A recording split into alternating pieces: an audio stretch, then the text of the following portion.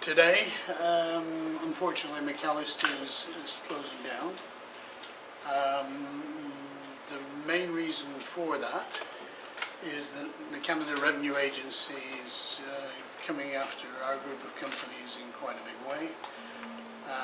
There's a good likelihood that this won't be the only one in Northumberland County to close down. We've already closed one in Orangeville, Winchester Arms in Orangeville. Essentially, Revenue Canada have been, you might say, pursuing a malicious campaign against us, and we've had difficulties with them for the last 2 years. The latest gambit that they've thrown at us is that they have now said that this restaurant, along with its sister restaurants, for every $1 of alcohol sales, has to sell $3.48 worth of food. To put it simply, a $10 beer, if beer was so expensive in Cobourg, we'd have to sell $35 worth of food, which clearly in this environment doesn't work. And in fact, it probably doesn't work in very many restaurants at all. The upshot of it all is that they're alleging that the owners of this business have stolen, in this business alone, approximately $1.5 million in the last 2.5 years. And the implication has to be that we are going out and buying food from, let's say, Metro, beyond our established suppliers such as Cisco, and then bringing it into this establishment, and the waiters, waitresses, bartenders are selling that food and then giving us cash. Cash to the tune of about $1.5 million in the last 3 years. We have some working papers that CRA have sent to us. There's working papers for all the various restaurants. The easiest ones to understand are the Orangeville ones and this one, because they're much simpler. If they applied this theory to everybody in Ontario, they'd close down virtually most of the restaurant industry. There's no basic logic in what they're trying to do. We don't really understand it. In fact, we find it hard to believe that they believe it. Obviously, what we're talking about, by the way, is a magnitude of sales of $10,000 a week in sales that is going, technically, according to them, unreported at this location alone. In Orangeville, it was about around $2 million that they were suggesting we'd stolen. We never went to Orangeville. We do come here on a regular basis for a beer in the evenings and something to eat. But the idea of us stealing that amount of money is fantastic. Every restaurateur throughout Ontario should be concerned about this, because what could happen, what's happening to us could happen to everybody else. The natural inclination of almost everybody, if you have a problem with CRA, is to assume you actually owe taxes. We don't owe taxes. These are complete fabrications. They've given us until the 17th of September to respond to them. There is no defence to something like this, because there is no ability to defend a theory that we've been out buying food from elsewhere and then selling it through this restaurant and collecting that amount of cash. Overall, they're suggesting, as far as we can see, that we've stolen or unrecorded sales of $8 million in the last 3 years. We'd like to know where that is. My car is 12 years old, Laura's car is 5 years old. And we don't live we don't spend money in fancy restaurants, we don't live a high lifestyle, we don't have a cigar boat, we don't have hidden bank accounts. CRA are simply pursuing a malicious campaign against us.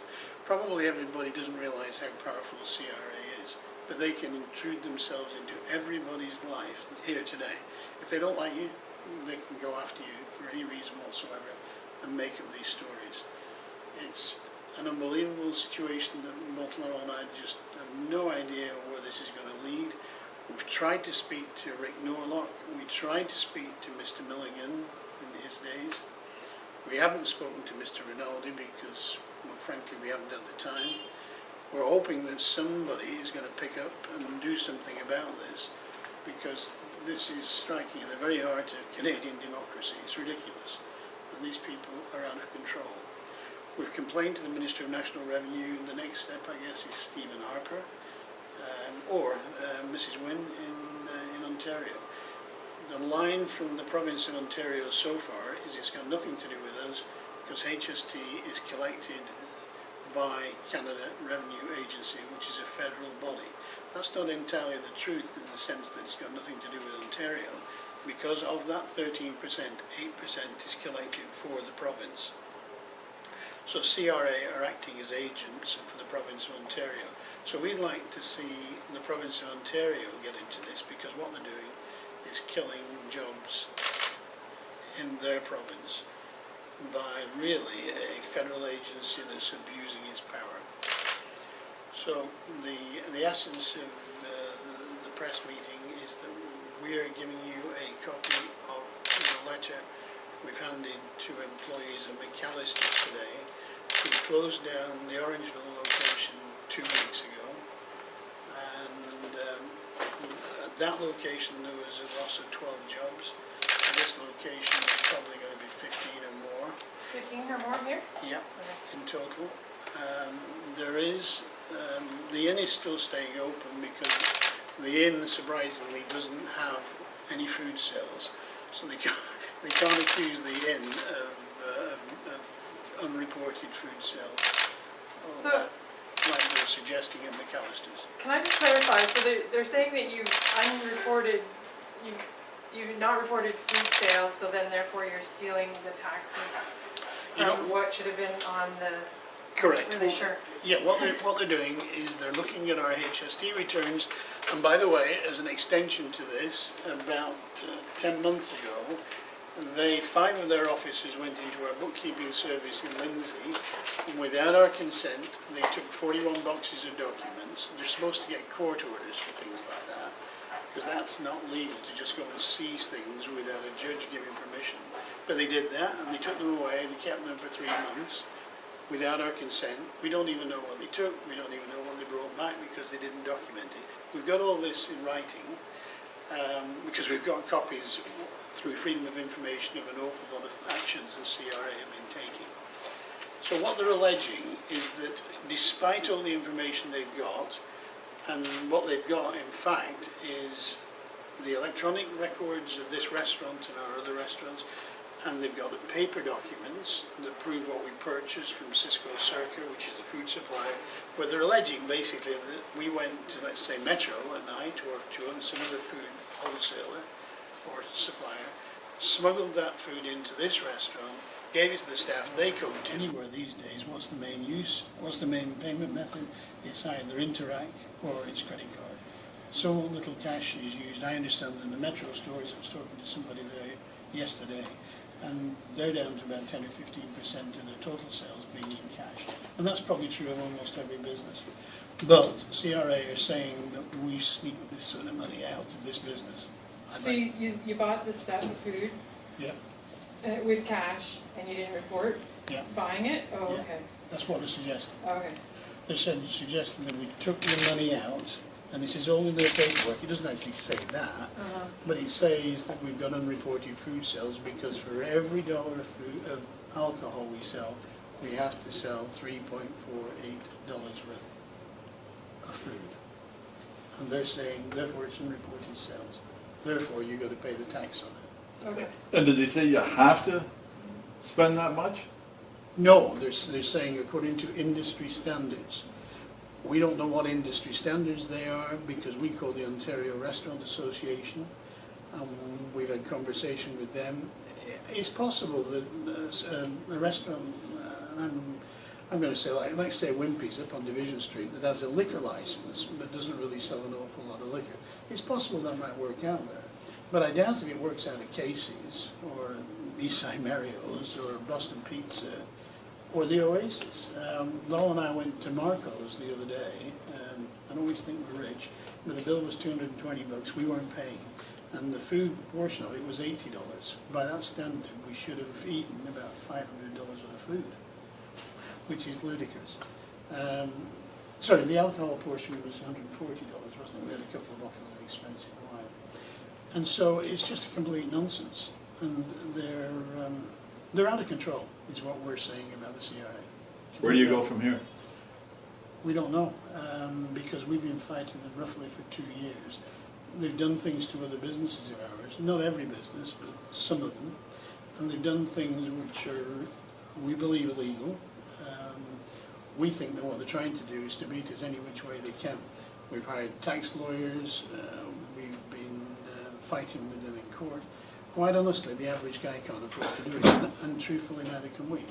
It doesn't matter how much money we've got, the federal government's got more. Why, I guess, the question arises, why you? Why are they picking on you? That's a very good question.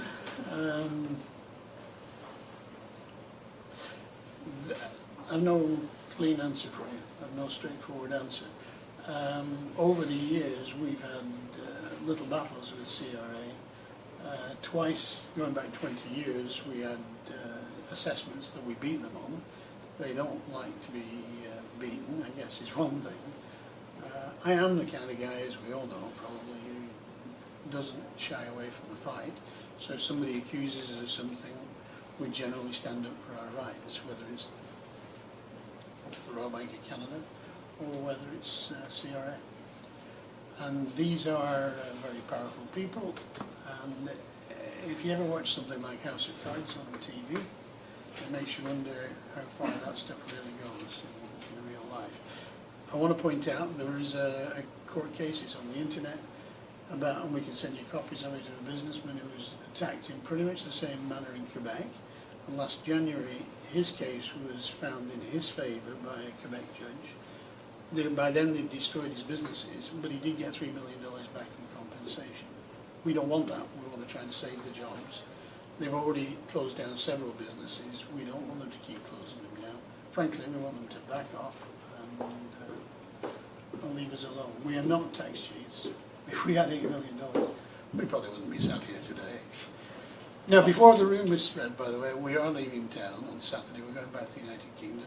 It's my own place. But we're not going back there as tax evaders. Okay. But I'm sure those rumours will be running wild on Saturday. Are you going, like, are you coming back or just? Oh, yeah. How long for? 3 weeks. 3 weeks is a holiday. Yes, Sorry. absolutely. My brother's got throat cancer, actually. Oh, no. We haven't seen one another for several years, so this was booked before this was known about. Okay. So, but there will be some amazing stories that come out of So that. your Orangeville one Closed by you or them? by us. And this one by you again? Yeah. And Well- why close? Just for fear of what's coming, or? Because every day that we're open, they're basically saying that we're hiding $1,500 worth of food sales, which are unreported. So we're building our own liability. And of that $1,500 of sales, they're pretty much saying that, let's take a rough number, $180 of HST is not going paid. So at least by closing things, we're stopping that. The accusation can't continue. Now, how and when this is going to be solved was your question before, and I don't know. I honestly don't know. What about the other businesses that you own, like Winchester Arms and Cobourg and Cattonville? Same problem. Same problem. Is there any danger of them closing soon? Or? Yes. Yes.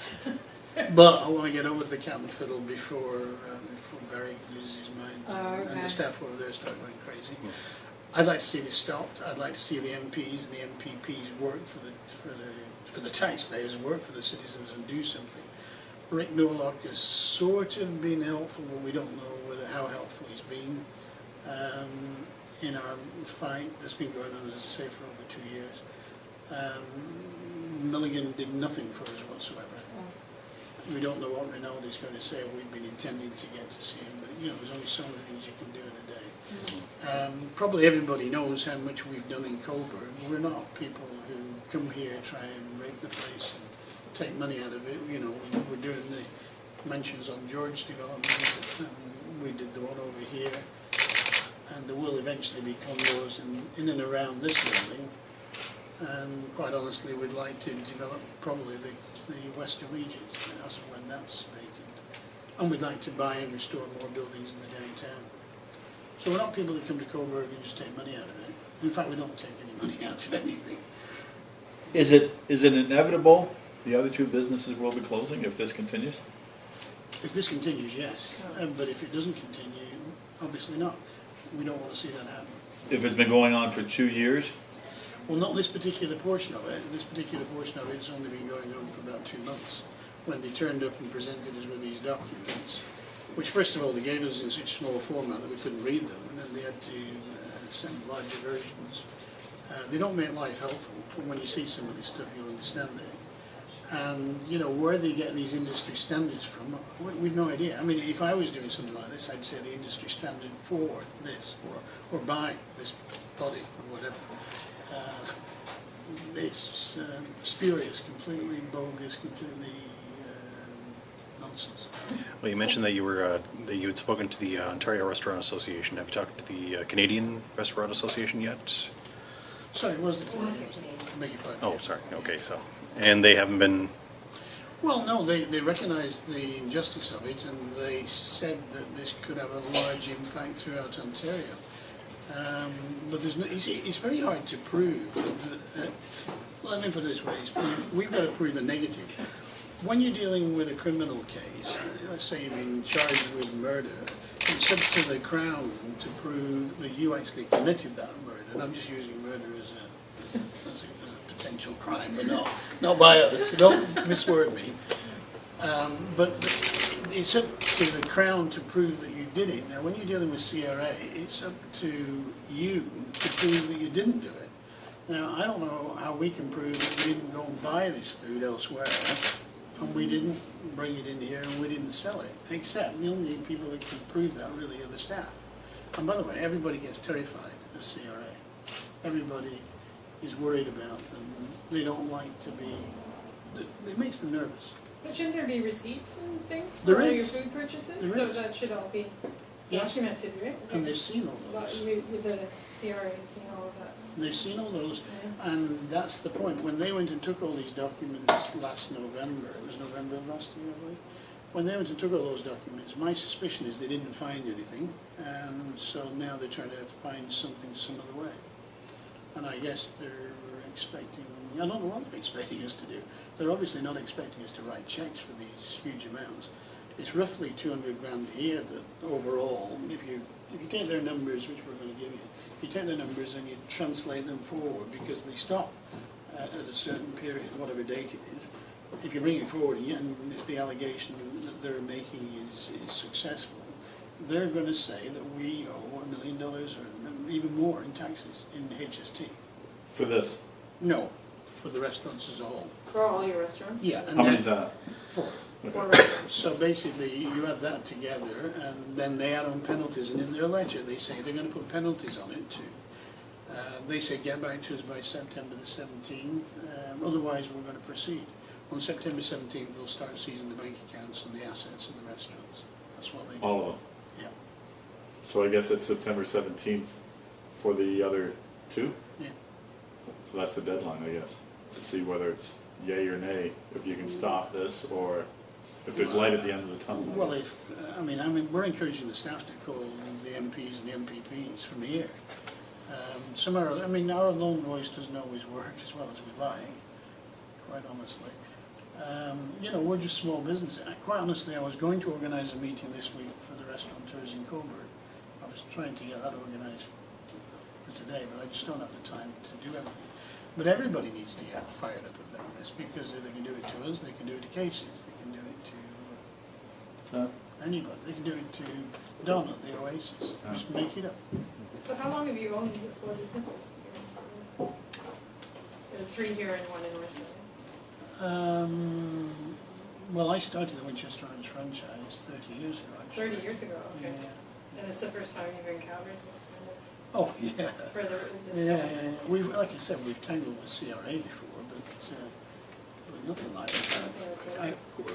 We shake our heads and say, really? Is this happening? You know, we don't believe it, actually.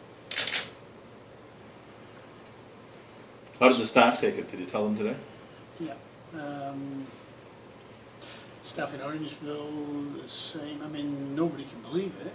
I mean, they'll tell you themselves that, you know, they go down to, I mean, in Orangeville, when we were there, some of the staff said, well, we go to Boston Pizza and on karaoke night, I never touch a drop of food, but I drink plenty of alcohol. I don't want to make hospitality staff as a bunch of drunks or anything, but, you know, we all enjoy having a beer and whatever. So, I mean, no, nobody can believe it. I told the staff here about 2 weeks ago, 3 weeks ago, 2 or 3 weeks we had a meeting and we told them what was going on, so it was not brand new news, it's not today's news. I was really hoping that somebody would smarten up, but it's not happening. So, How many jobs in the other two restaurants, the Catonsville and the that are maybe at risk? How many jobs in total would you say for this Northumberland area? So you have 3 restaurants here, probably 50, 40 on in total. 50 or 40 Yeah. apparently in jeopardy. Yeah. And I think it's safe to say it doesn't look promising at this point for the other jobs until something's done. I'm a What are you, optimist or I'm pessimist? I'm a Brit, and one of the things I say about life is we came pretty darn close in 1914, we came pretty darn close in 61, the Spanish Armada, blah, blah, blah. I think positive. I don't think any other way. Which I also think about my council chances, despite what other people might say. I'm really what I am, despite what we've achieved in life, I am a little guy. We are little guys. Laurel grew up in the basement apartment. I grew up in basically an apartment above a King Street store in Leyland, Lancashire. And we're just normal people. How long have you owned this? The building was built in 1999, when it was a jail. So you're the first one you've had it since it was a Oh, jail? we haven't done the restaurants as such, but yeah. You owned it The since building. 99? Yeah, since 99, yeah. Okay. And of course, really all this sort of stuff is what's led us into the condominium business and everything else. Yeah. So it's disheartening, to be honest, when you're in small business. The government, every government, and it's not just Liberals or Conservatives, I'm sure it wouldn't be NDP, who say, small business is the backbone of the economy, but nobody really helps us. Nobody really cares that much.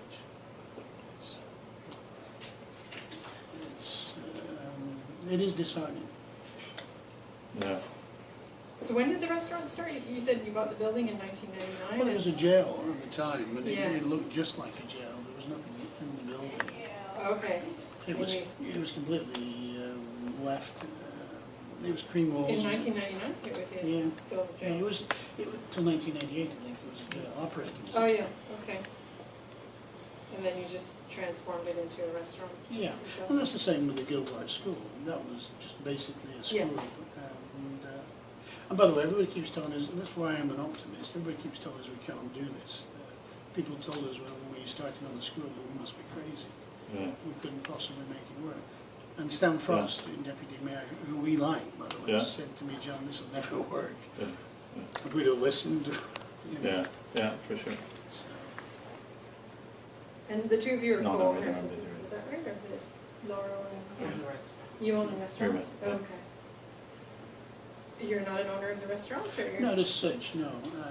We co-own a number of things, but to be honest, Laurel's had a nervous breakdown through all this. Oh, is that right? And I'm she's sorry. Well, it has its advantages. She's lost about 20 pounds Oh. in the last 12 months, so, which, you don't want to lose weight that way, really. No, but, no. you can imagine the stress Yeah. that's dumped on you by it. So do you own all, or just this, or, like, how do I word, like, how do we Yeah, we're word it? just trying to figure out. How do we word it, that it's co-owners of correct. everything, that she owns everything, that you're the, like, I'm the spokesperson, Laurel's the actual owner. Okay. of all of them? Yeah. Okay, yeah. How do you spell first and last, if you can? Laurel's? Laurel. Laurel? Clary, C-L-A-R-R-Y. C-A-C-L-A-R-R-Y? Okay, you're the owner of all the restaurants? You're- Yeah, okay. And so you have documents that you want to give us, or Yeah, we have. is that it? Or you got- Yeah, I'm good.